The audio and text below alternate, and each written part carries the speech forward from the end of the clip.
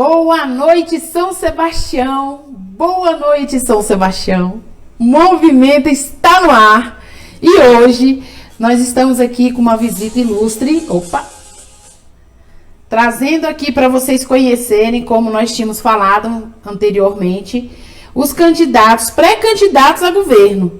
Hoje eu estou com a professora Rosilene Correia, né? Ela é pré-candidata ao governo do Distrito Federal pelo partido do PT, não é isso? Isso. Boa noite, professora. Boa noite, Paty. Muito bom. E esse seu boa noite de início aí acorda todo mundo. Agora eu entendi por que tem audiência mesmo a essa hora, a sua animação, a sua energia aí. O nosso boa noite, povo, muito obrigada. O nosso povo gosta, eles gostam, né, das notícias, gostam de estar bem informado, principalmente politicamente falando, né? A gente precisa trazer essas informações para que vocês também possam conhecer, né? Não só eles te conhecer, mas você também conhecer um pouco a nossa comunidade. Com certeza. Então, Rosilene, quer dizer que você vai enfrentar alguns acham que é um pouco de ousadia, né? E eu diria que é mesmo. Até isso que a gente estava aqui agora há pouco conversando, esse mundo machista que a gente ainda vive. E quando você se coloca para um desafio desse, sendo mulher, professora, porque talvez... E também tem o preconceito, viu? Com professor, mulher, professora, né? Se fosse uma professora da UNB, ou se fosse uma médica, talvez, ou uma empresária, porque também está muito na moda isso, né? Os empresários, donos das empresas grandes aí. Mas é isso, é uma mulher com 58 anos, mãe de 2 filhos, 2 netos, goiana, que veio lá do interior, que ralou muito para se tornar professora, para se tornar dirigente do meu sindicato, ocupar esse espaço e sentir a necessidade e a obrigação de tentar contribuir um pouco mais. Sem nenhuma demagogia, eu tenho dito, sabe, Paty, desde que nós começamos com esse processo, é incrível como você passa a enxergar mais coisas. Como o DF passou a ser mais limpo, mais real para mim. Eu hoje não consigo parar o meu carro em algum lugar para ir ao banco, à farmácia e não enxergar cada passo que eu estou dando, sabe? Assim, como é que está a calçada, como é que estão as coisas, como é que está o trânsito, como é que está a faixa, enfim, como é que são as pessoas se movimentando ali e que cidade elas têm. Então isso é muito interessante, você realmente passa a olhar com um olhar mais crítico, né? Assim, no ponto de vista de enxergar a vida das pessoas, compreender a vida das pessoas. Isso tem me feito muito bem e ao mesmo tempo que me deixa triste, porque você começa a se deparar com uma cidade que não tá atendendo bem a população. Não responde às expectativas. Não responde às necessidades básicas, inclusive, né? Então, mas olha, eu queria fazer um registro, né? Primeiro, assim, com relação ao programa, dizer para você do quanto é bom ter gente séria fazendo comunicação. Um dos grandes problemas do nosso país é uma comunicação que não tem lealdade com o seu público. Porque quando você passa uma coisa distorcida, uma opinião que quer manipular as pessoas, isso é muito ruim. A gente acompanha isso o tempo todo, não conseguimos democratizar a comunicação no Brasil ainda e tem muitos oportunistas por aí levando informações que desinformam as pessoas. Então quero registrar aqui os meus parabéns aí pelo trabalho. Muito obrigada. A nossa função, Rosilene, aqui é de levar a informação correta para a nossa comunidade, porque a nossa comunidade, ela é abandonada, desprivilegiada, largada. Eu acho que tudo que de ruim é o que acontece para cá. Esquecida, né? Não, invisibilizada. Exatamente. Então, o que acontece pra gente? O que a gente vê? Primeiro, no momento que nós falamos com o Paulo, que é meu amigo, décadas, não vou falar quantas. Mas não precisa contar. Mas é uma pessoa que eu gosto muito, né? E a gente conversando, eu falei, poxa, eu vi que nós temos uma única mulher nas mídias, né, oficialmente, como candidata ao GDF. Será que nós conseguimos trazer ela ao programa? Nós estamos no mês da mulher e ela é a única. E a gente pode falar de políticas públicas, falar sobre a candidatura num mês tão especial. Apesar de que para mim todo mês e todo dia é o Dia da Mulher. Exatamente. Né? Então, eu fico muito feliz que você está aqui conosco. Isso mostra o seu compromisso com a comunidade. Eu queria que você falasse um pouquinho, assim, mais detalhadamente, quem é a Rosilene? Eu acho que é importante... Só interromper só um minutinho, Paty, por gentileza. Eu sei que é costume antigo, e o pessoal vai estranhar, nós mudamos a nossa mesa para a mesa de podcast. E aí vocês têm costume de se olhar olho no olho, né? Vamos fazer olho diferente? Vamos olhar no olho do pessoal. Olhar para a câmera? Isso, é porque eu me sentei aqui, como ela se sentou de frente para mim. Não, mas aí o fogo vai se sentir assim. Excluídos. Vamos fazer um negócio desculpa. Agregando todo mundo, né? Não, tudo bem. Na verdade é porque nós não combinamos aqui no início, mas tudo bem. Agradece. Então tem uma câmera aqui, olha lá, Paty. Mas olha, eu acho que é importante assim pra gente compreender, né, o comportamento, porque o que é importante para mim vou tentar ser rápida, mas fazer um históricozinho. Primeiro, eu nasci numa cidade muito pequenininha em Goiás, que é Petrolina, que não é de Pernambuco, é Goiás, que fica a 50 e poucos quilômetros de Goiânia, 50 e poucos quilômetros de Anápolis. Até então, bom, eu sou filha caçula de 6 filhos e única mulher. Então minha mãe já não tinha mais esperança de ter uma menina, tanto que o enxoval eu aproveitei dos irmãos. A rapa do tacho. Eu não tive roupinha rosa e tal, depois que eu nasci é que correram para comprar umas coisinhas lá. Quando eu nasci, o meu pai, minha família tinha uma condição razoável na cidade, uma cidade muito pequena, então não era muito difícil você ter uma posição. Então eu era assim, o meu pai tinha uma relação com as pessoas, com a igreja, um homem muito respeitado, né? Tinha uma boa fazenda, não era um homem rico, mas de uma boa fazenda, com criação de gado, enfim. E eu, então, era muito paparicada, eu era a boneca. A boneca, né? 6 homens e essa menina. Bom, então era assim, festa da igreja. A Rosilene historicamente era a rainha da festa da igreja, né? Aquelas festas que tem de santo, não sei o quê, não sei o quê, não sei o quê. Eu sou católica. 7 de setembro, os desfiles, a atração principal, a Rosilene estava lá. Branca de Neve, Dona Leopoldina, não sei o quê. Tudo isso que você imaginar, eu já fui lá no 7 de setembro da minha escola. E depois, o meu pai acabou que fez negócios não muito bem elaborados e acabou perdendo a fazenda.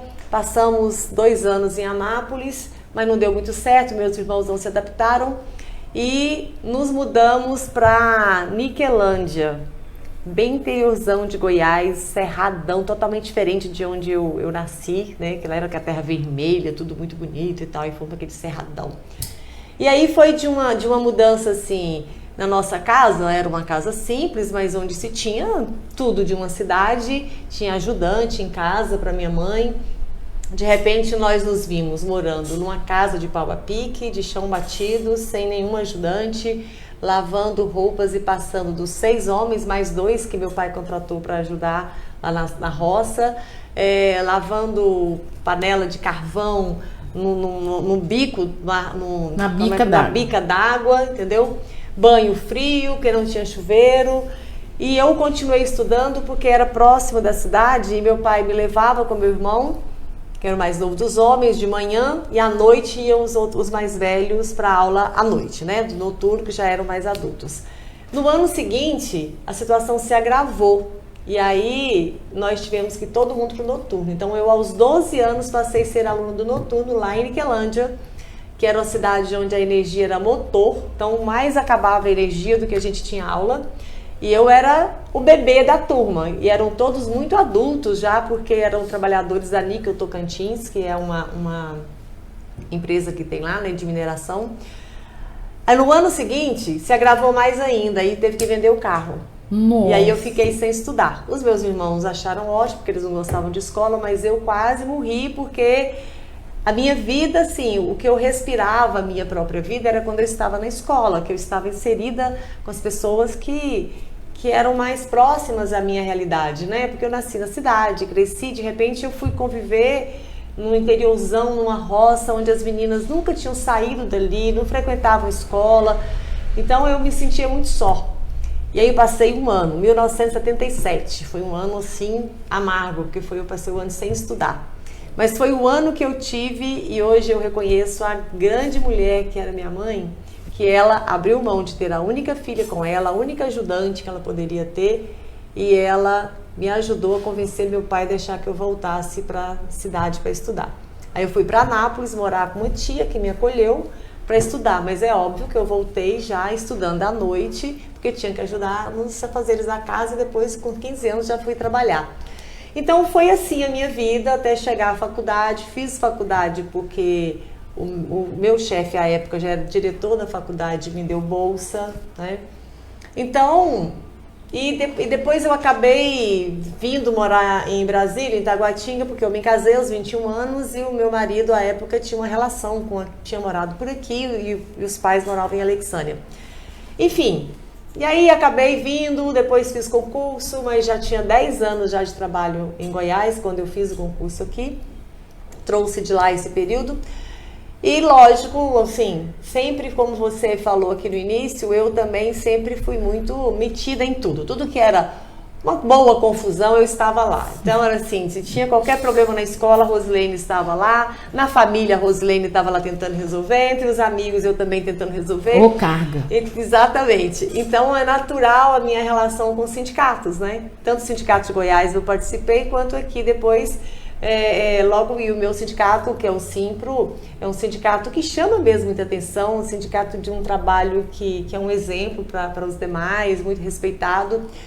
E é claro que assim que eu entrei para a Secretaria de Educação já me sindicalizei, mas só em 2006, depois de muita coisa, aí já nem era mais casada e tal, passamos por várias situações, vim para o sindicato. E aí no sindicato, como em qualquer outro espaço, você, mulher, precisa batalhar para ocupar espaço, embora seja uma categoria de maioria de mulheres, mas ainda se tem uma posição muito forte dos homens, né? Mas eu, enfim, fui fazer o meu trabalho, representar a categoria, e isso foi avançando, e graças a Deus e ao trabalho e também a forma que a gente conduz a política no Simpro, eu acabei ocupando um espaço, né, nesse cenário. E também no Partido dos Trabalhadores, que sempre foi meu partido, nunca fui de outro partido. O meu ex-marido fala que eu nasci petista, antes do PT eu já era petista. E, enfim, e aí as coisas vão acontecendo na sua vida. Já há alguns anos que alguns achavam que eu tinha que ser candidata a deputada estadual, ou a federal, ou alguma coisa, porque as pessoas fazem essa leitura, né? Se você tem um certo protagonismo, o entendimento de imediato é que você está fazendo tudo aquilo que você tem um plano, né? Tem projetos e tal. No meu caso, eu posso te assegurar que as coisas foram acontecendo naturalmente, sabe? E tanto é que quem me conhece há mais tempo sabe que já há alguns anos eu venho resistindo a isto. Primeiro porque eu achava que eu ainda tinha uma tarefa a cumprir no sindicato, e então eu priorizei isso. Mas hoje as coisas, a política, a condição da mulher, aí você começa a se cobrar também, assim. Houve um investimento, sim, do espaço que eu ocupei, das oportunidades, do que eu conquistei, busquei, mas também as oportunidades que, em uma composição, no coletivo do Simpro, a gente foi construindo isso. E aí muita gente acha que eu posso contribuir além do movimento sindical. E por ser mulher, é como se você estivesse jogando fora a possibilidade de ter mais uma mulher ocupando espaço na política. Então você se sente meio assim, mas e agora? Eu vou pegar tudo isso e vou guardar? Mas você não acha assim, né, muita ousadia você vir então, justo para governo? Aí, por quê? Né? É isso. Muita gente pergunta assim, mas não era as pessoas ficam até meio assim, né? Não era melhor você vir distrital, aí depois você... Federal, aí depois você vem para Senado. Aí sabe o que é, Paty, e quem está nos acompanhando? Tem uma coisa que é característica minha, que é a vontade do fazer.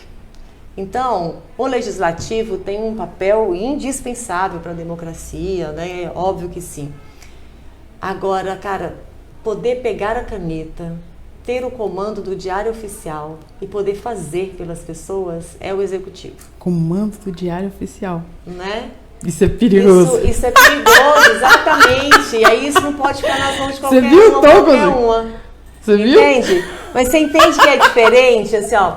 É claro que ninguém governa sozinho. Com certeza. Né? Você precisa do parlamento, tem as leis, participação popular, democratizar, permitir no sentido de criar as condições para que as pessoas participem.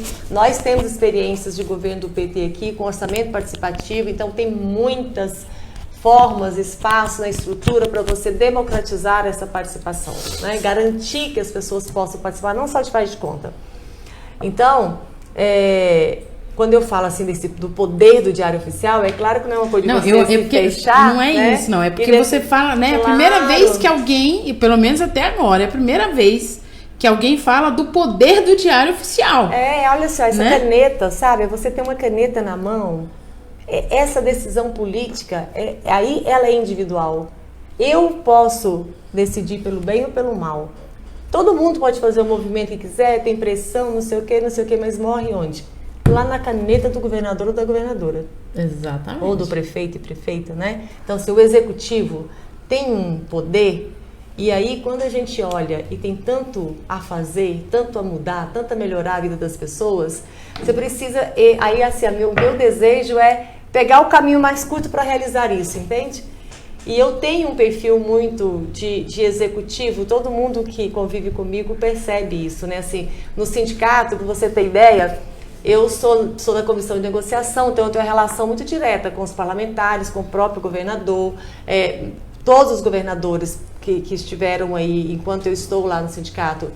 Eu consegui, não só eu, né, mas a direção, estabelecer uma relação com o governo. O atual governador, a gente se fala ao telefone, eu ligo, ele atende, entende? Se não atende, retorna. Então existe uma relação que é institucional, né? É uma relação institucional, respeitosa, entendendo que o sindicato tem um papel, e eu sei muito bem qual é o papel de governo, eu preciso representar a categoria, então tem diálogo, só não tem se não quiserem, né? Mas até aqui a gente tem tido diálogo com todos os governos, não só o atual. Então, mas assim, no sindicato, então eu faço parte da comissão de negociação, eu sou quem também discute com o governo, a gente faz as assembleias, eu falo em assembleia, vou por aí, mas eu também chego no sindicato olhando como é que estão as coisas, se o tapete da entrada está ok, se precisa trocar, se tem que trocar o carro. Então eu tenho também essa característica do cuidar da casa, sabe? E o executivo tem um pouco disso, né? Principalmente aqui no Distrito Federal, o governador, a gente costuma brincar que é um prefeitão, porque é diferente, né, de um governador dos estados, porque aqui o governador ele tem que dar conta, ou a governadora terá que dar conta dos detalhes da cidade, do funcionamento da cidade, das condições das cidades. Então, desde o buraco na rua, que em outras cidades é o prefeito que cuida, e não o governador, aqui é o governador. Né? Se tem um buraco aqui na rua, se estourou um cano, você vai falar, mas esse governador que não consertou isso e tal. Porque não tem... a relação é outra. É a nossa... Você sabe o que é aqui, São Sebastião? É a rotina. É a nossa rotina. Então assim, é ousadia sim, mas nós mulheres somos ousadas, né? E Sempre. corajosas. Então é isso, o nome foi apresentado ao partido, poderia sim ter sido apresentado para ser candidata a federal, ou a senador, ou a distrital, que seria o mais esperado, né? Mas eu defendo que o PT tenha candidatura própria e defendo que a gente tenha que ter candidatura própria. É claro que quando você se candidata, óbvio que o que você quer é o resultado eleitoral, é ser eleita. Mas no nosso caso, até ser eleito, nós temos um processo que muito nos interessa, que ao meu ver, que é restabelecer a relação, o diálogo com a população de Brasília. O PT sofre fortes ataques ainda, passou por um período de muita criminalização, né, com Lula preso, o Agnello respondendo processos, e tudo isso... Na verdade, eu até entendo quando você fala dos ataques, mas assim...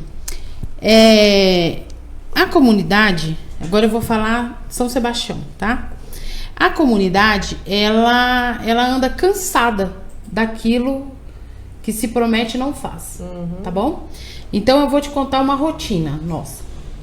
Nós tivemos o Agnello como nosso governador. São Sebastião não andou.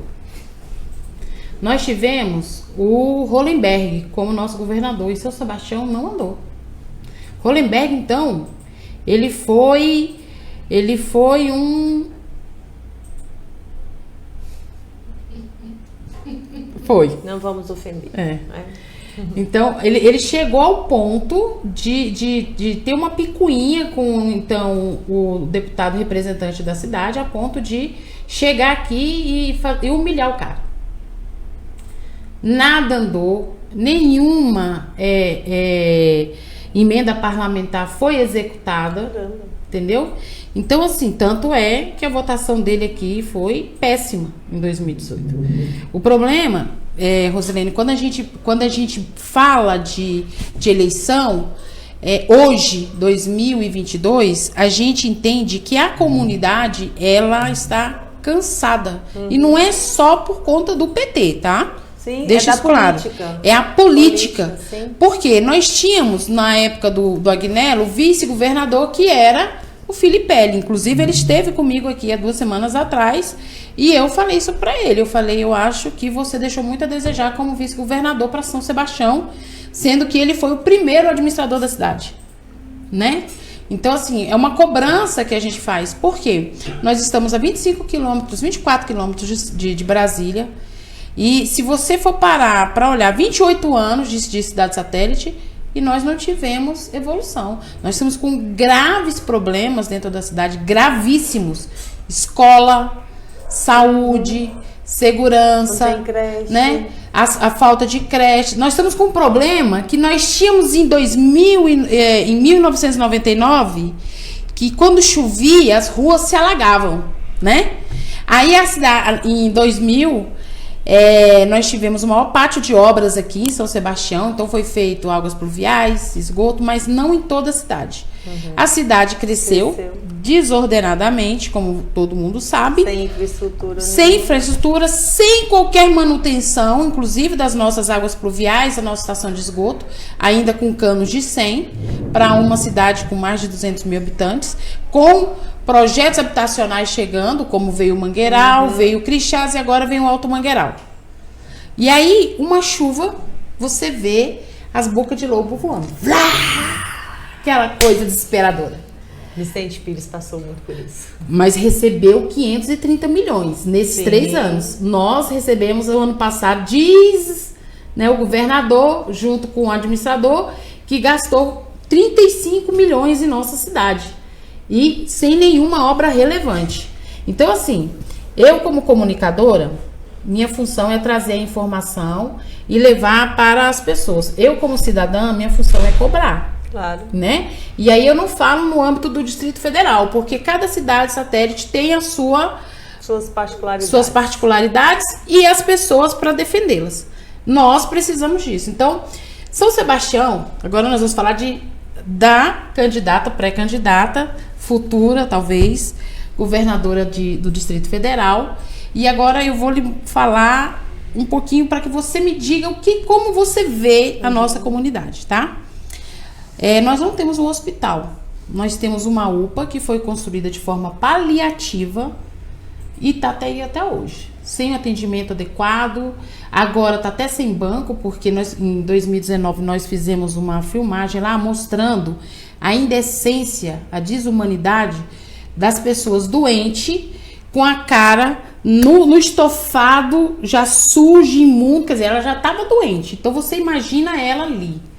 Hoje, aí colocaram os bancos novos, o IGES, tiraram os bancos novos, agora não tem nem banco. Tá? Agora a pessoa deita no chão. Caramba. No chão. Em 2015, foi retirado da nossa cidade, da nossa UPA, a pediatria. Então, nós não temos atendimento emergencial para crianças dentro da cidade. Não temos. Passou de 6 horas. Passou mal na UPA. E aí, se a mãe não tem dinheiro, ela não vai para o hospital. Nós sabemos disso.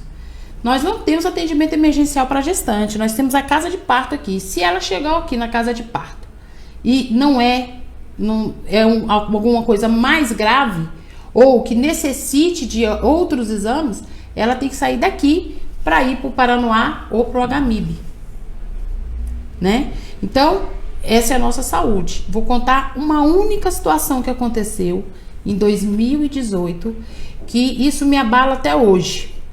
Uma mãe saiu do Vila do Boa e andou 6 quilômetros com uma criança de 4 meses no colo. Passando mal, febre, vomitando, aquela coisa toda. Foi até o posto de saúde. Ainda não tinha tirado nossos especialistas. Chegou lá, não tinha pediatra. Aí mandaram ela de volta. Quanto você acha que de distância dá do posto de saúde à UPA? Aqui, o posto 1, do lado do Kaique. 1 quilômetro. Aí ela andou mais 1 quilômetro pra UPA com aquela criança no colo. Chegou lá, não tinha pediatra, eles não olharam a bebê, mandou ela pra casa. Então aí ela voltou 5 quilômetros de pé no sol quente com a bebê no colo. No outro dia, ela fez a mesma coisa, não conseguiu nada, não tinha dinheiro pra nada, pra ir no hospital nem nada. Na virada da noite a bebê morreu. Ai, que horror. Você é mãe, você é avó. Então você imagina, aí eu fico pensando assim, como que você chega para uma mãe dessa e fala assim, o governo não te assistiu. É abandono. Entendeu? O governo não te assistiu. Naquilo que é mais essencial à vida. Que é essencial. A bebê morreu por desidratação. Por quê? Porque vomitava, diarreia, febre, e a mãe não deu conta. Então, assim, de lá pra cá, de 2015 pra cá, a São Sebastião tem visto cada absurdo pior do que o outro. Né? Nós ficamos sem flagrante da Polícia Civil, uma cidade desse tamanho sem o flagrante da Polícia Civil. Tínhamos que ir pro Paranoá. Nós perdemos o comando da PM. Desmontou a cidade. Não. Desmontou totalmente. Nós não temos um TRE. Então, hoje, o cidadão de São Sebastião, ele tem que sair de São Sebastião, pegar um ônibus pro Paraná, que eu acho que... Pro Paraná não, pro Lago Sul, que eu acho que não passa na frente do TRE. Não é isso, Paulo? Não passa. Então, ela desce ali em frente à administração, ou ela pega o Uber e vai de pé, ou ela vai andando. Se ela tiver interesse em regularizar o título dela.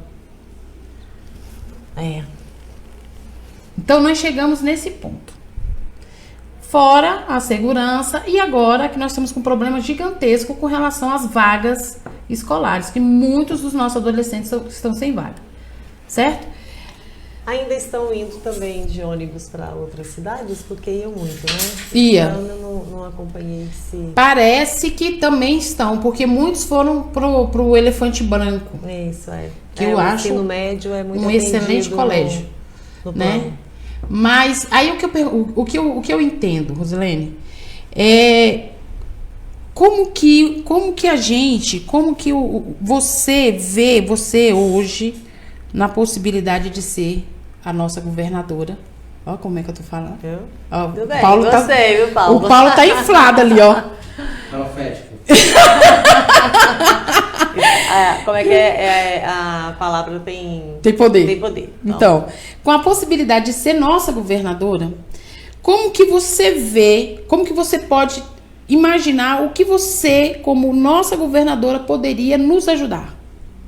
Olha só, Paty, primeiro, você falando, uma coisa que a gente tem discutido muito, porque nós estamos também elaborando o programa de governo, que é o Muda DF, e eu faço parte da coordenação desse programa. E a gente se depara, assim, quando você fala da saúde, não é São Sebastião. Não, é total. É geral. Que se fosse São Sebastião, nossa, eu ficaria tão aliviada no sentido de que estava fácil, né, a solução.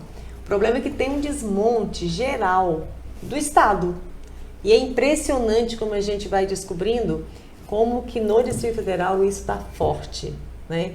O Ibanez, ele consegue dar uma maquiada na coisa, disfarça assim.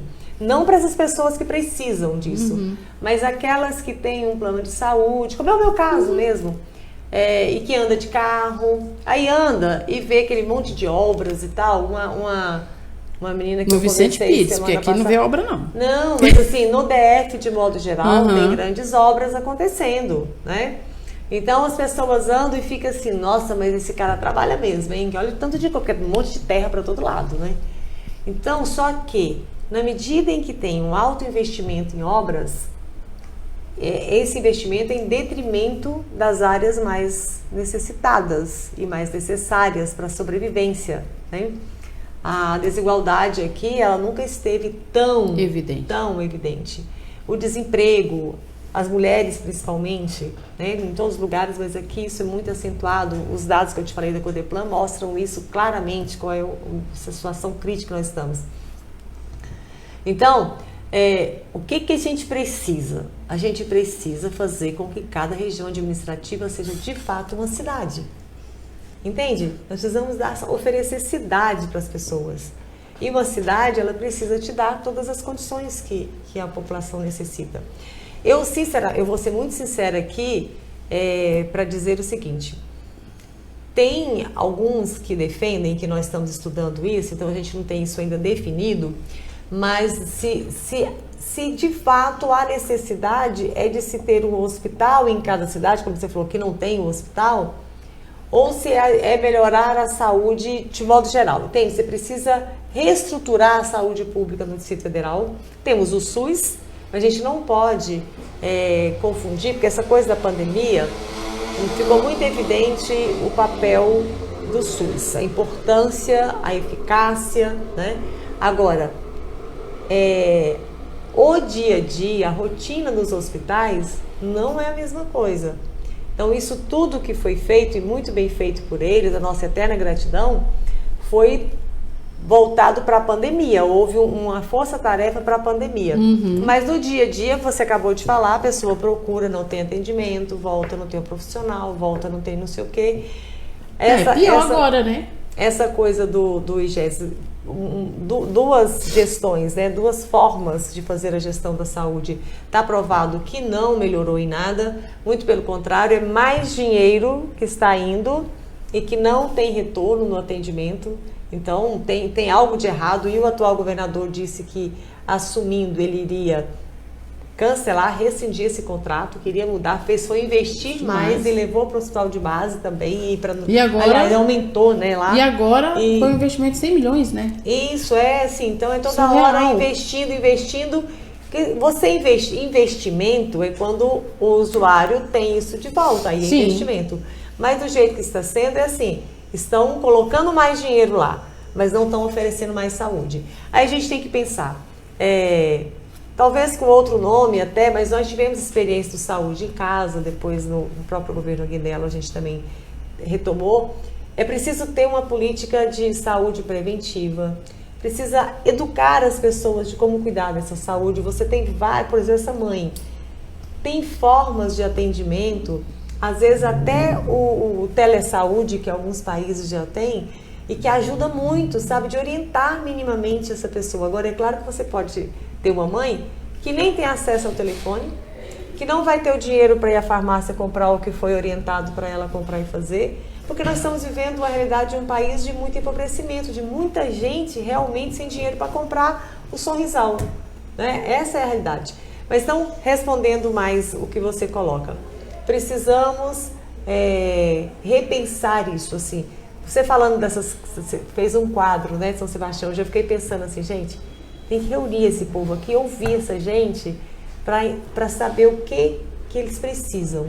É claro que eu tenho na minha mente o que uma cidade precisa ter, né? E é claro que é muito mais, não só do termo de dar conforto, mas de segurança, de você se sentir valorizado quando a sua cidade tem o seu hospital, tem a sua escola, tem o seu, é para você, né?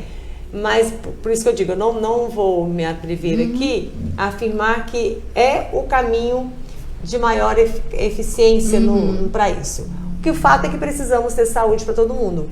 Nós temos um problema sério no Distrito Federal, mas que não pode ser usado como justificativa para não ter um bom atendimento, o fato de atendermos o entorno, não só o entorno, né? Vem gente do Piauí, gente não sei de onde, para a saúde de Brasília. Ainda é assim.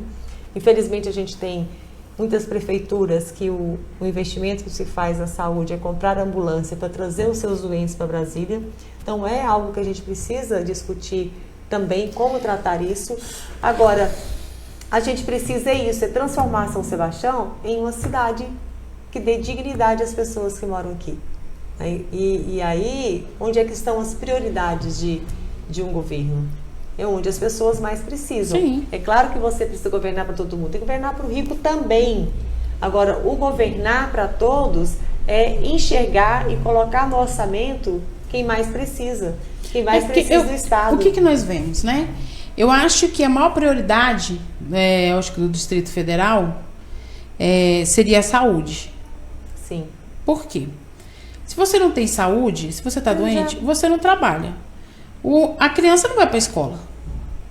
Sim. Entendeu? A mãe fica à mercê da criança. Claro. Então, quer dizer, todo mundo perde, certo? Nós estamos passando por uma situação agora de janeiro para cá aqui, muito engraçada, porque como eu te falei, nós não temos obras, né?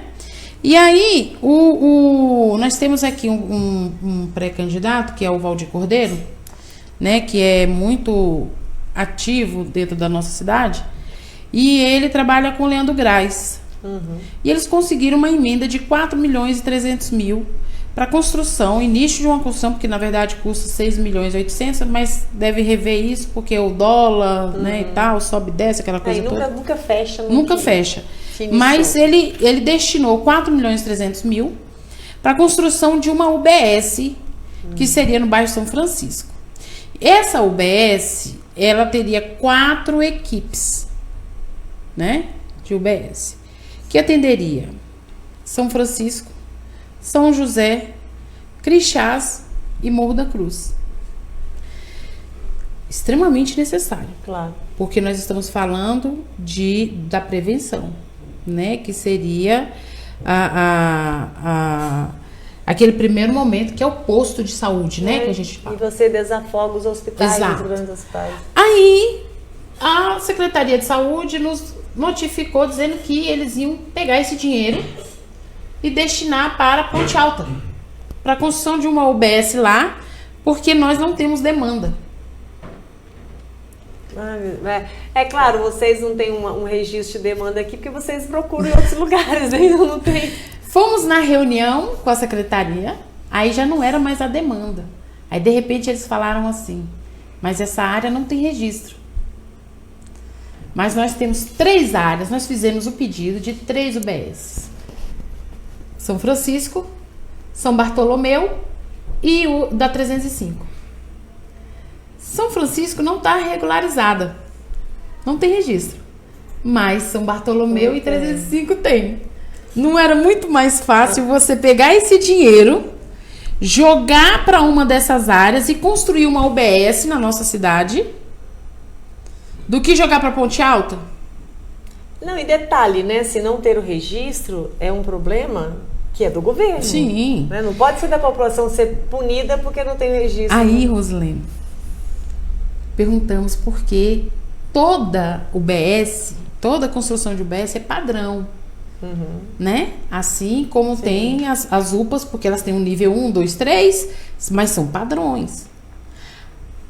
Nós temos que esperar até 31 de maio para chegar o projeto. Não existe projeto ser tudo igual.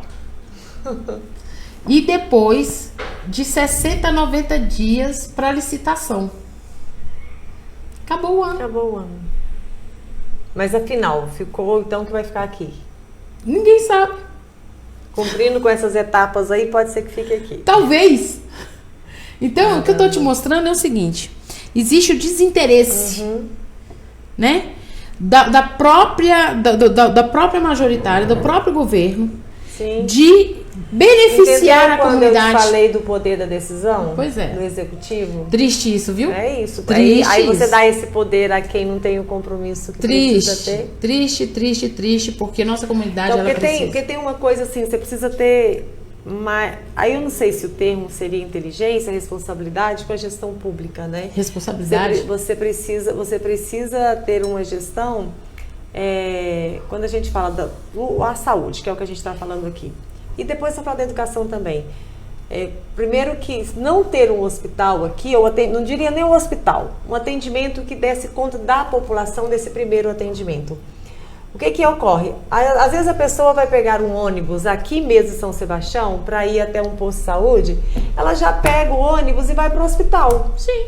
Né? E às vezes de fato uma situação que resolveria por aqui mesmo, um atendimento de primeiro momento. Exato. Ali, de não precisar das filas ir aumentando nos grandes hospitais. Se você vai aos grandes hospitais, você também vai ver lá um monte de gente que não necessariamente precisaria estar ali. Aí fica mais tempo no hospital, perde o emprego, gasta mais dinheiro, passa fome na rua.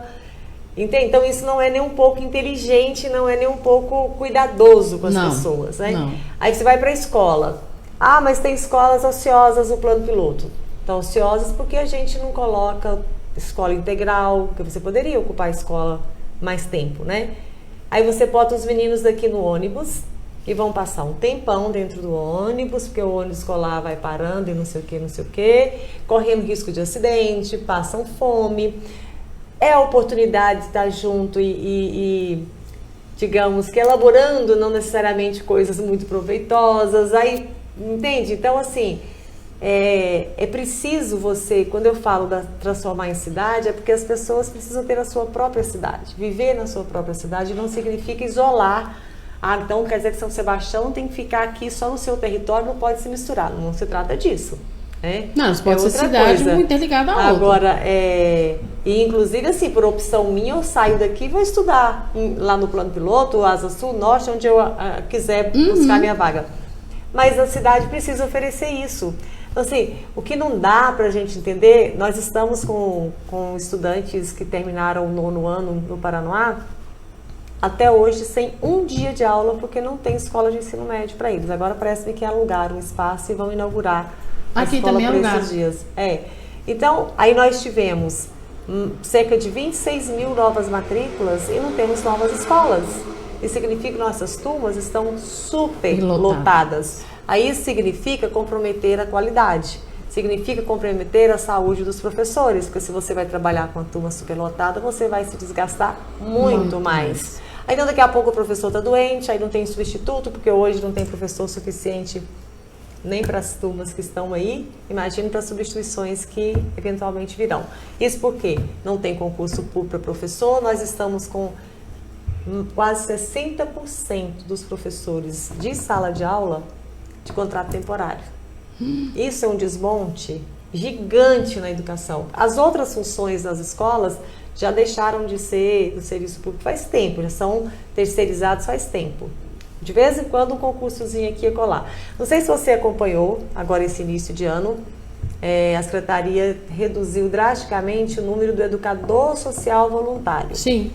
Esse educador social voluntário, eles têm um cadastro, segundo a Secretaria, de 18 mil pessoas que estão prontas para trabalharem por 4 horas, meio período, 4 horas, por R$30. Esses R$30, como eles são voluntários, esses R$30 em tese são para alimentação e transporte. Ocorre que isso se transforma em salário para essas pessoas porque elas estão desempregadas. Desses 18 mil, quase 3 mil têm curso superior, pra você ter ideia. E aí, nós estamos batalhando para a Secretaria de Educação não reduzir esse trabalhador dentro da escola. Você entende? A precarização está tanta que a gente está brigando para manter esse trabalho precarizado dentro da escola, porque nós precisamos desse tipo de atendimento dentro da escola. Mas o que precisa ter é o monitor concursado, preparado, qualificado. É claro que desses que se inscrevem, muitos são qualificados, têm maior boa vontade, tentam fazer o melhor trabalho, mas não são os profissionais que é o que está previsto. Então, assim, quando eu falei que há um desmonte aqui, aí você vai para todas as áreas e isso está acontecendo no GDF. Entende, Paty? É muito preocupante isso. E aparentemente as coisas estão bem. Quando você vai, agora esse início de ano nós fizemos a assembleia, E o governador falou um monte de bobagem aí, e ele fez um favor, porque ele fez com que o debate da educação viesse à tona e a gente pôde mostrar o quanto a educação está abandonada. Há quanto tempo você não ouve falar, não vê na televisão, notícia de falta de professor na escola? Muitos anos, muitos anos. Isso, para nós, estava superado, pois agora, 2022, nós estamos vivendo essa realidade. Já não tem, com um mês de aula, já não tem nenhum professor de artes, matemática e inglês no banco para substituir qualquer um que precise. E quem perde são nossos estudantes. Eu vou dar, porque eu fiz um negócio muito grave nesses últimos programas, porque o negócio é tão gostoso, né? A conversa é tão gostosa e eu esqueço dos internautas. Aí, da outra vez, ela me deu uma chamada ao vivo, porque o pessoal... Esse é egoísmo, né? Não, porque o pessoal perguntava lá assim, e ela que tava vendo, ela falou assim, aí o pessoal falou, parece que eles não estão vendo a gente aqui, né? E tal. Então, aqui, Anialim Lima, essa mulher é inspiradora. Seu João Osório, boa noite, Pati. Naná. Ai, Naná, beijo pra Naná. Minha candidata, maravilhosa Rosilene. Aí o seu João, é uma pouca vergonha o governador vir em São Sebastião para inaugurar a maior obra deste administrador de São Sebastião, que é a Praça da Vila Nova, que tem mais ou menos uns 200 metros quadrados. Que ele vai vir amanhã, né? O governador, ele vem. Deixa eu ver aqui o outro. Você estava reclamando, o governador vem visitar você. Esse governador atual deixa a desejar todas as áreas de serviços públicos e todas as RIAs. O Valdir Cordeiro, do jeito que está, não dá. Novo governo por um DF mais justo e humano. Então, se eu for falar de todos os comentários que nós temos em todos os programas falando da atual gestão, não só na majoritária como aqui na cidade, aí você vai ficar de cabelo em pé e eu não quero que você se desmonte. Pois é. Tem que continuar animada. Porque tem sido isso, viu, Paty? Na medida que você vai buscando as informações para conhecer melhor, saber... Gente, todas as áreas é uma montanha de problemas. Não. A gente, como eu te falei, que é uma rotina nossa falar contra o governador. São Sebastião, veio a pandemia, nosso CRAS, ele atendia 20 senhas por mês. Sabe o que é 20 senhas por mês? Não é nada. Nada. Começou a pandemia, desceu para 10. De 10 não tinha mais nada. Antes do boom da pandemia. Gente, né? que é isso? Então, hoje, nós temos cerca de 30 mil famílias na lista de espera em São Sebastião. São 260 mil no cadastro da secretaria que está aguardando atendimento. 260 mil. Isso é muito grave, porque o atual governador... Agora você entendeu quando eu te falo das grandes obras... e deixando de fazer aquilo que é essencial para a vida, para as pessoas permanecerem vivas, né? Alimentação. Porque eu não sei se você viu, eu não sei se você acompanhou o discurso do governador falando, né, no Dia da Mulher, terça-feira, onde ele fala assim, quando você dá a bolsa escola, você está dando dignidade. Quando você dá o prato cheio, você está dando dignidade. Quando você dá a bolsa material, você está dando dignidade. Aí eu te pergunto, na família, todo mundo desempregado, porque os primeiros que foram prejudicados na pandemia foi os empregados domésticos. Sim. Diarista, empregada doméstica, o jardineiro, o piscineiro, foram os primeiros, né? Então, em casa, os meninos em casa, a maioria tinha como a merenda como complemento alimentar dos filhos, né? Alguns a refeição principal. Aí você pensa o seguinte, ele vai lá e anuncia o prato cheio. Eu não tô cadastrada. Não, a mãe já pensa assim, né? Eu não tô cadastrada. Então por que ele tá anunciando? Se eu não tô cadastrada, eu não vou pegar esse cartão. Exatamente. E a burocracia, né? Para fazer o cadastro. Então nós tivemos vários problemas com relação a isso. Inclusive, nós temos cadastros de pessoas pedindo ajuda para que tentasse resolver. Na época, inventaram que ia ter um mutirão, enganaram o povo. Não teve mutirão de nada, né? E eu tô só falando as mazelas de São Sebastião, porque se você virar nossa governadora, aguarde. Eu estive aqui porque durante esse período da pandemia, exatamente por causa da suspensão da merenda escolar e tal, começou a chegar muita demanda para o Simpro das famílias que iam até as escolas e os diretores das escolas sem conseguir atender e tal, e aí chegavam os pedidos para nós. Então nós fizemos compras de cestas durante 1 ano e meio, assim, sabe? Em dezembro agora, o Simpro, só em dezembro nós fizemos doação de cerca de 3.500 cestas, só em dezembro. E todos os meses eram 1.000, 1.500, Que é pouquinho, né? Nossa, é nada, gente, diante do número de pessoas que estão passando fome. E nós viemos aqui em São Sebastião, eu nunca fiz entrega de nenhuma cesta, nesse período todo de 1 ano e tanto, eu não fiz nem entrega de nenhuma cesta. Uhum. Mas eu vim aqui conversar com as pessoas em início de dezembro e pude ver uma realidade muito dura, né? Aí nós encaminhamos uma quantidade de cestas para essa comunidade e eu quis vir, sabe, assim, para conhecer. Eu acho que é importante você chegar perto mesmo, né, assim. E aí me chamou muita atenção a fala de uma mulher que estava no grupo. Como é que é o nome de onde foi, André? Você falou aqui o lugar no início. Isso, Vila do Boa. E uma mulher que estava lá, falando, aí ao final ela falou assim, olha, Rosilene, comida até que não tem faltado, porque a gente se ajuda, né? E sempre tem alguém que está doando, e aí entre nós a gente não deixa ninguém sem. Só que a gente não precisa só disso. Cara, isso assim, sabe, mexeu, porque é isso, tem muita gente que acha que se deu comida, tá resolvido, né? E acha que uma cesta básica vai sustentar dá um mês. E olha, que eu fiquei observando, porque a gente fala, mas com propriedade. Como é que, se você tem 4 crianças dentro de casa, aonde que 2 kg de arroz sustenta 15 dias? Lógico. E detalhe, se a pessoa é pobre e está precisando de uma cesta básica, significa que aquilo ali é o alimento que ela tem. Então ela vai comer mais arroz, ela vai comer mais feijão, vai comer mais macarrão, né? Porque é o que tem para se comer. Então não vai Ainda dar bem que mesmo. você andou aqui. Então eu pude já ver um pouco dessa realidade das pessoas que moram. Então vamos para outra realidade, que o meu negócio é só mostrar a realidade agora.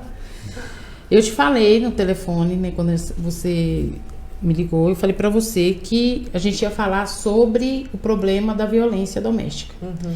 Eu sei, tenho conhecimento que isso não é um problema só de São Sebastião. Porém, São Sebastião está em segundo lugar, perdendo para Ceilândia. Você não tá olhando para as pessoas, tá olhando só para mim. Gente, mas é porque é tão bom a gente olhar para a pessoa quando a gente está entrevistando. Eu gostei desse negócio aqui, vocês me desculpem. Então, São Sebastião está em segundo lugar, perdendo para Ceilândia na questão de violência doméstica, né? Nós tivemos em 2019 uma destinação de 2.500.000 para a construção da nossa Casa da Mulher Brasileira. 2019. Não. Eu tô falando direcionada para nossa, 2 milhões. São Sebastião, Sobradinho, Recantazema e Sol Nascente. Aí, demoraram para ver a questão da área. Aí, de novo, não tinha registro? Não falaram nada disso, não. Aí foram lá, cercaram a área, botaram a placa. E aí sumiu a placa, sumiu a cerca. E sumiu o dinheiro. Né? Isso foi em 2019, então, cadê o dinheiro? Aí, a Secretaria da Mulher, o ano passado, falou que estava preparando a licitação dessa obra. Aí me mandaram agora esses dias que o problema da licitação, que não saiu a licitação da obra, porque eles não conseguiram fazer o projeto. Aí eu vou de novo voltar lá atrás e falar do padrão. Né? Sim. E aí contrataram uma empresa, a empresa largou o projeto no meio do caminho e agora a Caixa Econômica prorrogou até maio para a entrega deste projeto. Né?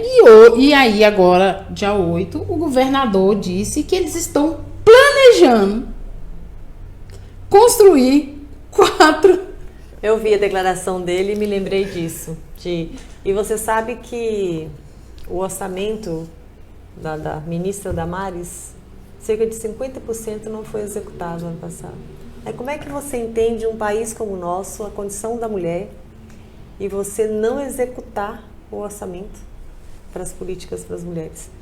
E é isso, assim, o DF, nós temos um quadro alarmante de violência doméstica, feminicídio, que é uma coisa assustadora, e não tem nenhuma política de proteção, você não percebe nenhum movimento por parte do governo para mudar essa realidade. E é claro que quando você vê um período pandêmico, com todo mundo indo para dentro de casa, é claro que a gente sabia que a mulher iria também apanhar mais, iria morrer mais, porque o convívio dentro de casa com uma pessoa agressiva, e principalmente se você tiver um homem preso dentro de casa, já é agressivo, e se tiver sem dinheiro, e bebe, não sei o quê, e as crianças também, né, sofreram muito da violência nesse período. Nossa, o índice de depressão, muito grande, exatamente. Então isso é muito grave, e aí não tem jeito, Paty, assim, isso a gente pode afirmar sem medo de falar bobagem e tal, que é decisão, sabe, assim, é de propósito, não é prioridade. Não é por acaso, você entende? Assim, porque tá aí, os números mostram, as coisas acontecem, todo dia alguém morre, todo dia, e não tem um atendimento. Quando você fala da questão da delegacia, é muito importante ter a delegacia especializada, é lógico que tem. Agora tem uma lá em Ceilândia, você viu, né? Agora sim, cara, e como é que eu vou sair daqui para ir lá? Você entende? Assim, dificulta muito. O problema não é ir lá mais. O problema é o seguinte, eu sair daqui para ir lá até que faz e também voltar pro local local. Então, e também é feito hoje, está tudo no sistema, você pode fazer, né? Não resolve nada. Mas não resolve nada. E é isso que você fala, assim, não é só ir até a delegacia. Primeiro que já é um ato de coragem ir até a delegacia. Agora, eu preciso encontrar apoio para isso, para eu dar sequência a isso. Eu preciso ter para onde ir, para não ter que voltar para morrer. E isso não é feito. Não tem. E a impressão que se dá é que é tudo muito pensado por um baita machista ou alguns baitas machistas, sabe? Porque assim, não é possível que não se pensa no que isso significa e como é que isso funciona. Está comprovado como é que isso tem que ser feito e não é feito. Então, assim, não é feito porque alguém não quer fazer. Aí me desculpe, mas não se trata de fazer oposição ao governo, não. São dados que estão aí, a ausência está clara, está assumida, né? O governador de novo fala que vai construir aquilo que já foi publicado vai construir, 2019. não. Ele diz planejando. Pois é, pior. Vamos colocar bem certo. Eu tenho inclusive a reportagem aqui planejando. O que me assusta é o seguinte: se nós não temos uma casa da mulher brasileira, eu acho que o governo ele deveria, não tenho condições de construir uma casa da mulher brasileira agora, porque ela custa em volta de 6 milhões de reais, mais ou menos. Então vamos buscar um outro meio, porque nós precisamos dar acolhimento a essas mulheres, né? Aí eu vou voltar no governo do Hollenberg, que eu falei pra você que ele foi péssimo. O Hollenberg, ele fez uma setorização da saúde, aonde ele maltratou as cidades satélites, que não tem hospital. Ele retirou os especialistas dos centros de saúde e mandou para os hospitais. O que acontece? Nós tínhamos aqui no nosso centro de saúde uma psicóloga, uma psiquiatra, nós tínhamos um obstetra, nós tínhamos o médico do adolescente. Então, nós tínhamos vários especialistas. Não tinha um hospital, mas tinha um atendimento, certo? Então, nessa época, inclusive, antes dele tirar esses especialistas, várias mulheres que nós atendemos, que nós ajudamos, essas mulheres, nós conseguimos que elas fossem atendidas pela psiquiatra e pela psicóloga do posto de saúde. Hoje nem isso não nós tem temos. Nada. É um abandono total.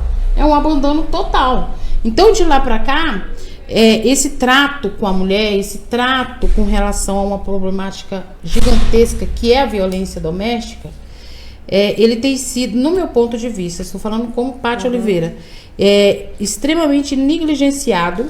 Sim. E desfalcado. Porque eu vou falar, a medida protetiva não protege ninguém. Não mesmo. Nós sabemos que 90%, vou colocar 85% das mulheres que foram vítimas de feminicídio de 2019 para cá, elas tinham medida protetiva. Exatamente. Inclusive, se eu não estiver enganada, eu acho que foram mais 5 que morreram com a medida protetiva dentro da bolsa. Né? Teve uma professora que morreu dentro do local de trabalho que estava com a medida protetiva.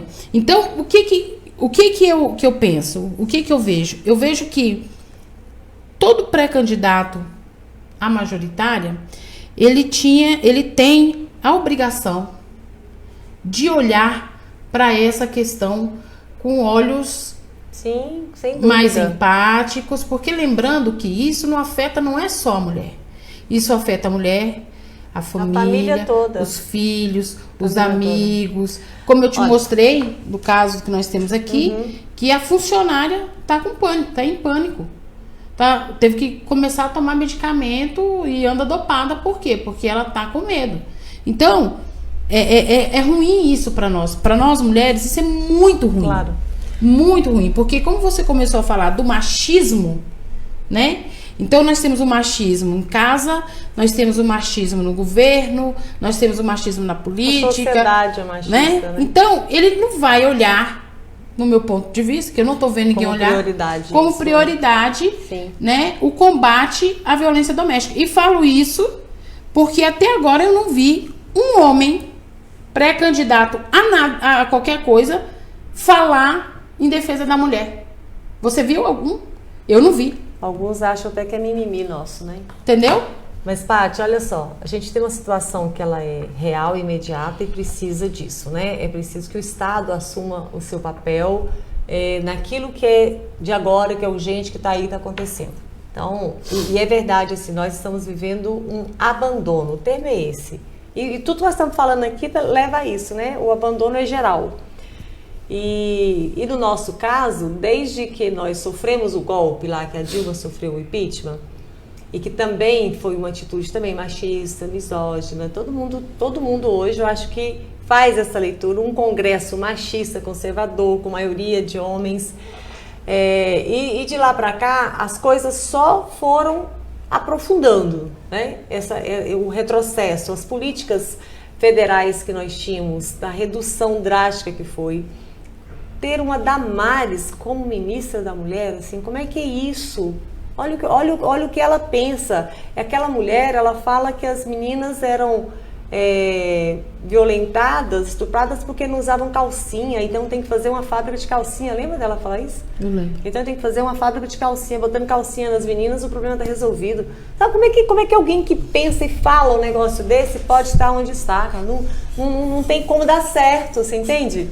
Não tem como nós estarmos protegidas tendo uma mulher como aquela nos representando ali, cumprindo com um papel desse. E aqui no Distrito Federal não tem sido diferente. Nem vou fazer nenhuma referência à secretária de mulheres, porque eu realmente não acompanho nesse aspecto, né? Mas a secretaria deixa muitíssimo a desejar, tudo muito lento, nós temos representantes lá no Conselho da Mulher, não tem transparência na prestação de contas, das ações em si, tô nem falando dos recursos só. Tem uma coisa de fazer cursos para as mulheres empreendedoras e tal, aí, assim, só que a impressão que se dá é que tem um recurso, então vamos lá, tem que fazer alguma coisa porque tem que usar o orçamento. E a última agora que me falaram é que foi feito um curso de culinária japonesa. Então, assim, será que a gente tem mesmo todo esse mercado de trabalho para as nossas mulheres, sabe, para dar prioridade a isso? Mas não era uma culinária japonesa ampla, não. Tinha 1 ou 2 pratos específicos, sabe, que ela se especializava nisso. E aí, mas aí a secretaria não acompanha no sentido de inserir essas mulheres no mercado de trabalho, porque tinha que ter um cadastro, né? Elas tinham que ser encaminhadas, fez o curso, mas já o próprio governo já encaminhar para o mercado. E não é isso, faz o curso e larga para lá porque precisa prestar contas daquele recurso que é para essa formação. Então, assim, estou citando um exemplo bobo aqui, mas é isso, há uma coisa toda desordenada com relação a isso, né? É só mais uma secretaria, como se a secretaria estivesse fora desse mundo que você acabou de relatar e que é real, né, do que está acontecendo com a mulher aqui no DF. E não tem nenhuma política. Aí eu queria ir um pouco, isso é o de agora, de imediato, e que o Estado tem que tomar providências. Agora, a gente precisa ter também uma política que evite que isso continue acontecendo. E aí entra a educação. Eu acho que os professores e as professoras vão ficar assim, será que a gente vota na Rosilene se ela for candidata? Porque como eu acho, gente, que a sala de aula tem solução para tudo, sabe? Porque isso, assim, então não é sobrecarregar os professores e as professoras, mas é entender que a educação é o caminho para a gente formar pessoas melhores. Então, é dentro da escola que a gente tem essa possibilidade. Então, assim, a Secretaria de Educação, a educação precisa ter um programa mais amplo, porque nós temos o nosso currículo, nós temos lá a semana, foi aprovada há uns 2 anos atrás, a semana do combate à violência à mulher nas escolas, né? Tá lá no nosso calendário previsto e tal. Mas o que a Secretaria de Educação faz de investimento para que isso aconteça nas escolas? Para que as escolas desenvolvam projetos voltados para isso. Porque nós precisamos, desde os toquinhos lá, os de 3 aninhos, 2 aninhos, 4 aninhos, lá na creche, lá na educação infantil, a gente já tem que começar a trabalhar isso, sabe? A coleguinha tá chorando, porque essa menina, não é porque é menina que tá chorando, sabe essa coisa de ensinar que tem que respeitar desde pequenininho? É a coisa da formação. Esses machistas violentos, esses homens violentos, eles são resultado da sociedade que nós temos. E isso pode ser reduzido drasticamente se nós tivermos um processo educacional que trate disso de uma forma mais forte, sabe? Isso precisa vir para... Assim como o meio ambiente tem que estar na rotina pedagógica, o combate à violência à mulher, o respeito à mulher também tem que estar. Tem que estar inserido em todas as disciplinas, em todos os dias, em todas as ações pedagógicas das nossas escolas. Sabe? Isso precisa estar... E aí é claro que você vai se deparar com professores machistas também, então não é só porque é professor que não faz parte desse universo. Lógico que não sou, é ser humano como todo mundo, né? Mas o professor, ele tem uma tendência maior a trabalhar as coisas com mais democracia, porque o exercício, né, do educar exige isso da gente. Então eu aposto muito nos meus colegas professores e as professoras que a gente pode cumprir mais com essa tarefa, sabe? Mas quando eu digo nós cumprimos, é a Secretaria de Educação dar essas condições para cumprir. Não significa que, então está falando que nós, professores, é que não estamos fazendo o nosso trabalho, por isso que tem muito homem matando mulher. Não é isso. Eu falo que o Estado tem, e várias áreas, não é só educação, né? Mas não tem esse empenho, sabe? Assim, como é que a gente vai inserir isso na vida das pessoas, no fazer do dia a dia das pessoas? Acho que tem 1000 formas, a própria saúde, assistência social, tudo isso você tem como inserir. Como é que você vê a isso, assistência social dentro da escola? Ou a psicóloga? Então... Porque eu acho que uma ou outra acabam invadindo o espaço, né? A psicóloga e a assistência social. Não necessariamente. Nós defendemos muito... Eu acho que a gente precisa ter esse universo todo na escola. E não ter, por exemplo, o conselho tutelar visto de uma forma distorcida como aquele que é o dedo duro, né? Tem essa distorção, assim, aquele que vai dedurar a família, o pai, a mãe que não está cuidando, que está batendo, que está não sei o quê. Então, falta esse trabalho também ser feito para ter o conselho tutelar como um aliado. É claro que é um aliado da criança, do adolescente, mas é um aliado da família e é da escola. E ter um assistente social, ter psicólogo na escola, ter orientador educacional, ter dentista na escola, entende? Tudo isso é muito importante, né? Você consegue fechar uma rede de cuidados com essa família. Porque, olha, a escola, a acontece de tudo, Sim. você recebe tudo, você lida com tudo, é uma loucura. Porque todo mundo vai para dentro da escola. E não vai só o estudante, ele vai com tudo que é a família dele para dentro da escola. Então a escola precisa mesmo de socorro. Nós fizemos um evento ano passado numa escola e eu fiquei extremamente preocupada com a conversa que eu tive com o diretor, né? Nós tivemos uma denúncia, porque a estrutura que nós temos como instituto, nós temos algumas parcerias, né? E entre essas parcerias nós temos os psicólogos, os advogados, corte de cabelo, né? É uma tarde, na verdade, para atender a comunidade no geral. Então, nós tivemos lá 2 denúncias, né?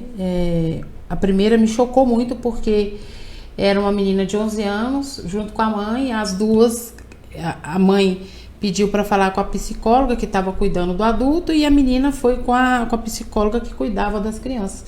E ambas denunciaram que a menina estava sendo abusada pelo pai. Né? Naquele momento, nós tínhamos ali a Secretaria de Segurança Pública com a gente, e aí eu pedi um help e tal, para poder levá-las à delegacia, e a mãe falou assim, e eu vou fazer o quê depois? Né? Eu vou levar minha filha, vou fazer boletim de ocorrência, vou levar ela pro IML, aí faz lá o exame de corpo de delito, depois eu volto para casa, né? Para continuar convivendo com esse homem. Com esse homem. Né? Então, assim, a gente, mesmo fazendo todo esse trabalho, a gente ainda se sente inútil. Porque no final das contas você não resolve, né? Tem um limite, né? Então você passou daquele limite, você não tem como. Então, e também não tem como você ajudar ela em relação ao governo. Isso, exigir, né, que se faça algo. Entendeu? Então, para mim, o que eu vejo? Eu vejo uma situação caótica no final das contas, porque você não consegue resolver. Vai continuar o mesmo do mesmo. Né? Mas eu espero que você, sendo nossa governadora, você possa olhar isso com outros olhos e trazer pra gente um trato, uma possibilidade de uma luz no fim do túnel. Eu acho que a gente está vivendo um momento muito duro, né? E aí não é só da pobreza e tal, mas das relações humanas. Acho que a gente vive uma crise ética e uma crise humana mesmo, sabe? Assim, e não é só o Brasil, é da humanidade mesmo. Eu acho que se a gente não adotar uma forma mais amorosa para governar, a gente vai continuar assim, tendo governos que não se incomodam com quantos estão morrendo, quantas mulheres estão sendo violentadas nesse momento, quantas adolescentes, quantas mulheres, quantas foram assassinadas enquanto nós estamos aqui batendo esse papo. Entende? O que me assustou nessa escola é quando o diretor disse para mim que era recorrente. Mas é isso mesmo. Né? Que ele por inúmeras vezes ele tinha que pegar uma aluna, levar para a delegacia, né? Então, assim, é realmente extremamente preocupante essa situação. E em muitos casos, assim, a escola faz, muitas vezes não faz, porque também sofre ameaça, porque, entende? Sim, porque também se sim. coloca em risco, porque não tem proteção. Todo mundo se sente muito desprotegido, né? Há um medo que é comum. Então, e aí fica aí, todo mundo vulnerável e as mulheres mais ainda, as nossas meninas, porque não é pouca coisa não, viu? De meninas que dentro de casa sofrem esse tipo de violência. É muito. Vamos falar um pouco da situação partidária, né? Sabemos que há uma federação, né? Federação, lindo, né? PT, PCdoB e PV. E PV. Né?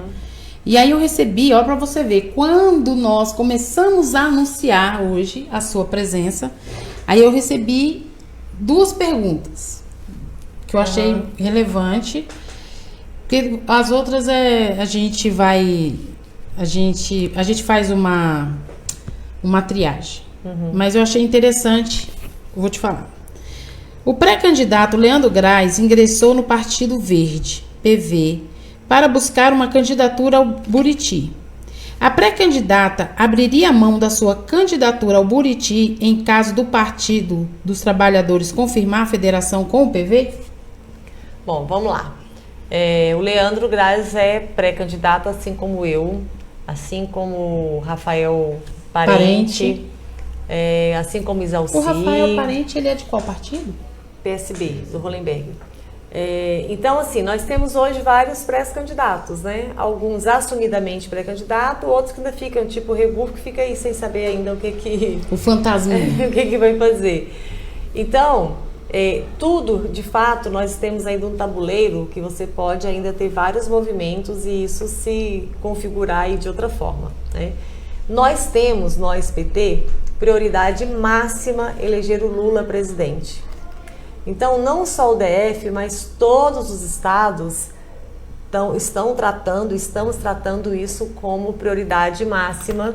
E em muitos estados nós abrimos mão de termos candidatura própria para fechar uma aliança para fortalecer o nome do Lula, né? E também para termos deputados federais exatamente para dar suporte a um possível governo Lula e que a gente espera que realmente aconteça, né? E vamos trabalhar muito para isso. Então, no DF não é diferente. Ainda está em curso o processo de negociação com os demais partidos. O que eu, Rosilene, aí eu não estou falando aqui pelo PT, é a Rosilene pré-candidata. Quando coloca assim, se eu abriria mão, primeiro que ninguém, nem eu, tem o Magela, que é também pré-candidato, nenhum de nós... Magela é pré-candidato a governo? Governador, junto comigo, nós dois estamos na mesma condição. Acontece que nenhum de nós tem autoridade ou autonomia para dizer se eu abriria mão ou não abriria mão, né? Dizer que eu abriria, eu até poderia ter, mas dizer que não, já é um pouco mais complicado. O que eu posso afirmar é que eu não tenho dúvida de que o partido que reúne as melhores condições, estou falando da pessoa Leandro, tá? Muito pelo contrário, o Leandro é uma pessoa querida e que eu respeito e que tem um excelente mandato, né? Ele já veio no programa 3 vezes. Isso, excelente. Ele é ótimo, muito bom. O que eu posso dizer é que o partido que reúne as melhores condições, que tem base, assim, um capital político e que tem militância organizada, sabe, com maior capacidade de enfrentar o que terá que ser enfrentado, é o Partido dos Trabalhadores. Isso eu não tenho dúvida. Mas o que se dará, como eu disse, é um movimento que ainda está por se definir, né? Então, hoje, o que eu digo é isso, assim, a minha pré-candidatura é para valer, é para ser candidata e é para ganhar e é para governar. Agora, o meu partido, como os demais e como os demais estados, ainda está numa fase de negociação. Eu fiquei agora curiosa. Magela é pré-candidata a governo do PT também? Sim. E como que fica essa história? Então, nós estamos, primeiro tem essa etapa a ser vencida, né?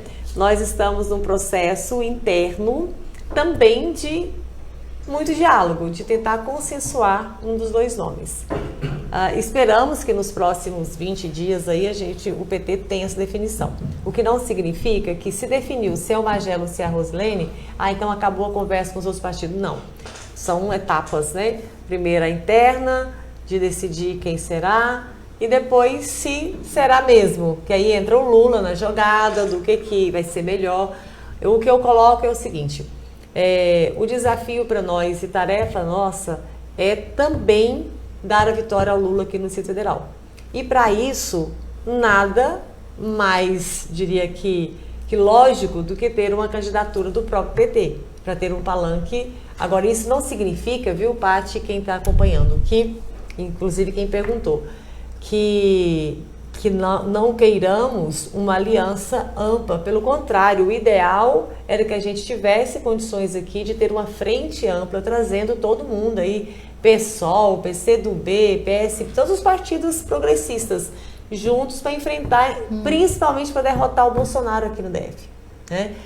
Mas não sei se será possível isso já no primeiro turno, mas isso é o que o PT está se esforçando para fazer, unir forças para derrotar o projeto que está aí. Bom, nosso horário avançou. né? Nossa. Então, Por isso que a barriga roncou, que é fome mesmo, dona. mas você vê que é gostoso, né? Conversar é muito bom, né, gente? Eu fico tão feliz que quando eu vejo que a pessoa fica aqui, ela fica à vontade, aí ela conversa. É porque eu converso pouco. Rosilene, vamos às nossas considerações finais, né? Então você pode deixar seu recado. Bom, Paty e equipe, né? Porque eu vejo que ninguém trabalha sozinho. Somos só nós duas aparecendo aqui, mas tem mais gente Com aqui certeza. trabalhando. Então, agradecer. Você viu que é mulher, né? Pois é. Eu só me esqueci o nome. Ângela. Então, a Ângela está aqui o tempo todo com a gente, inclusive ela dando a sinalização aqui das nossas Não, falhas. detalhe que eu vou te contar, ó. Ela fica ali, aí tem hora que ela faz bem assim, ó, pra mim, e eu não tô enxergando nada, que eu tô com uma inflamação no olho. Aí ela manda bem aqui pra mim, olha pra câmera. Até porque é difícil essa coisa, a posição que a gente tá, não tem jeito, a gente acaba mudando uma pra outra. Mas olha, Paty, agradecer quem está aí nos acompanhando, dizer que nós estamos vivendo um ano, né, que é, assim, gente, é um ano muito especial. O que o Brasil está vivendo não pode permanecer. Então nós precisamos, e eu não vou entrar no mérito aqui de quem votou em quem é de que partido é e tal, mas eu tenho certeza que o que nós estamos vivendo não está te atendendo também, e não é só o preço da gasolina, mas é também o preço da gasolina, do gás, da carne, do arroz, do ovo. Ontem alguém ainda brincou assim, cara, a gente está numa situação, não dá nem para trocar o ovo pela carne, porque está tudo muito caro. Né? Então, nós estamos vivendo uma realidade de mais de 19 milhões de pessoas passando fome.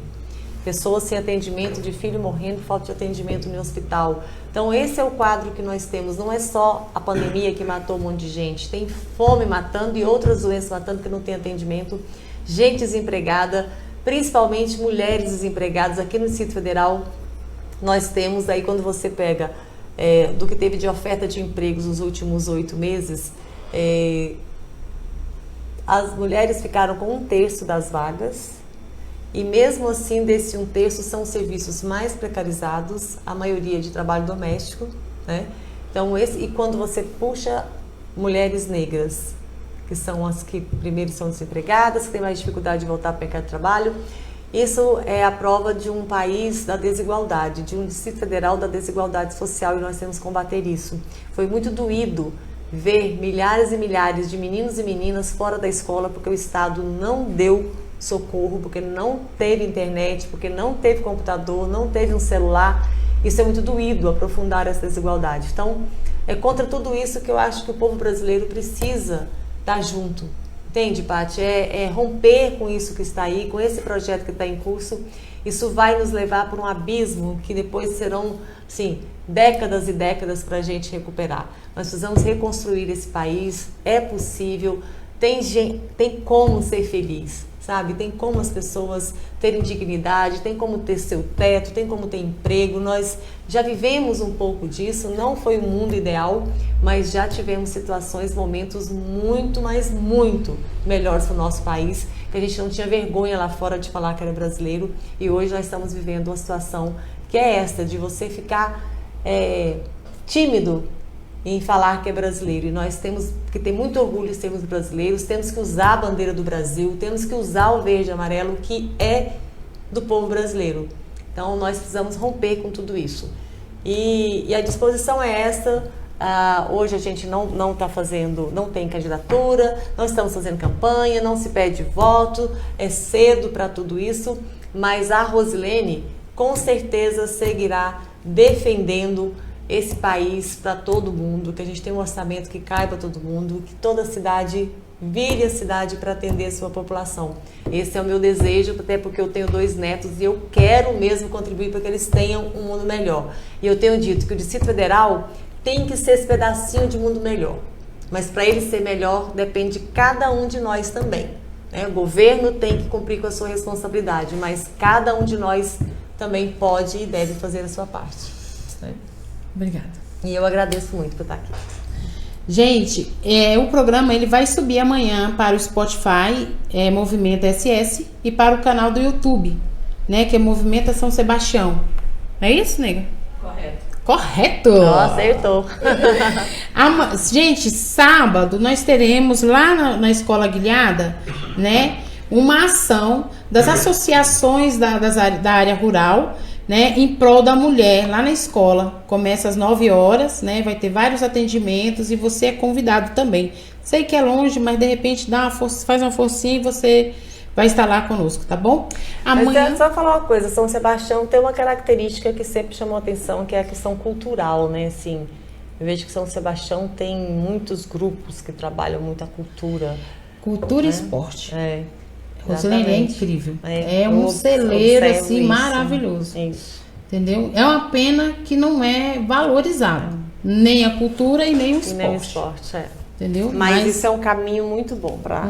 Aqui nós temos vários projetos sociais, né? Então, a maioria a gente tem atletas que foram para fora do país e que vieram do projeto social, né? As escolas aqui me enchem de orgulho, assim, gente. Tem projetos maravilhosos, escolas. A escola Do Chicão. Que, é a assim, referência. Não, e até porque tem um histórico, né? Assim, Professor Matheus é fantástico. A escola teve um período de muita droga, muito não sei o quê, e começou a desenvolver projetos e se transformou em outra realidade. Então, é referência mesmo. Não, eu sei que é. Referência, e eu sou apaixonada ali, Exatamente. pelo professor também. Então, parabéns lá para os meus colegas. Entendeu? Pelo professor Matheus também. E de também. todas as escolas e de toda a cidade, que com certeza merece ter uma cidade melhor. Merece. Então, pessoal, estamos terminando o nosso programa. Na próxima quinta nós estaremos com o Valdir Cordeiro, né? Vai falar um pouco sobre nominata, sobre quem votou em quem, né? E... O Valdir que trocou com a Rosilene porque ela não tinha como vir porque na verdade o Valdir viria hoje. Aí, como a Rosilene não poderia vir no dia 17, nós fizemos essa troca. Então, quinta-feira que vem, nós estaremos aqui com o Valdir Cordeiro, inclusive confirmei com ele hoje de novo, tá? Pra gente falar sobre nominatas, nós vamos falar sobre... Ele fez um videozinho muito, muito interessante, muito didático, tá? Pra vocês entenderem como que funciona, quem que você deveria cobrar, né? Então, vale super a pena vocês ir lá na rede social dele assistir, né? O que a gente precisa entender que a questão política não é só você sair de casa e votar. Você tem que entender em quem você vai votar, né? Conhecer a vida pregressa do cidadão, né? Ver se ele te representa. E, gente, o maior trunfo que nós temos é o nosso título eleitoral. É ele que faz a mudança. Então, pense, quem não tá regularizado, regularize-se, né? Pague lá sua taxinha e vote, porque essa é a diferença. Paty, mas é importante a coisa do voto, e agora ir lá olhar também quem votou na reforma trabalhista, quem votou a favor da reforma da Previdência, sabe assim? Aqui no Distrito Federal também conhecer o seu candidato, né? Porque às vezes vem e faz um discurso legal, mas foi lá e votou todos os projetos que ferrou com a vida do trabalhador. Exatamente. Então, algum tem recado? que dar uma olhada nisso. Os vídeos que você tinha falado da gasolina. Sim. Nós vamos colocar o vídeo aí da gasolina e da fila, porque parece que a gasolina vai para R$8. Nossa Senhora. Já subiu para 7, eu não vi. E a fila tava homérica, né? O vídeo é do Carlos Antônio, que tava procurando uma brechinha, querendo desviar, né? Da fila. Pura fila? Vamos passar aí para vocês e até próxima quinta-feira. Meus amigos, a corrida por gasolina, por combustível já começou em Brasília. Meus amigos, a corrida por gasolina, por combustível já começou em Brasília.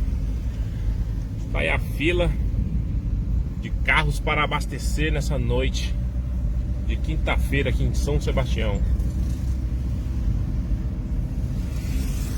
Isso é o resultado aí da política de preço da Petrobras, de acompanhar o preço do barril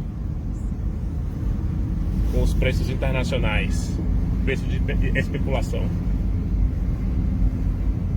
O posto já está fechado, todas as pessoas estão aguardando para abastecer aqui no posto Piranga, completamente lotado.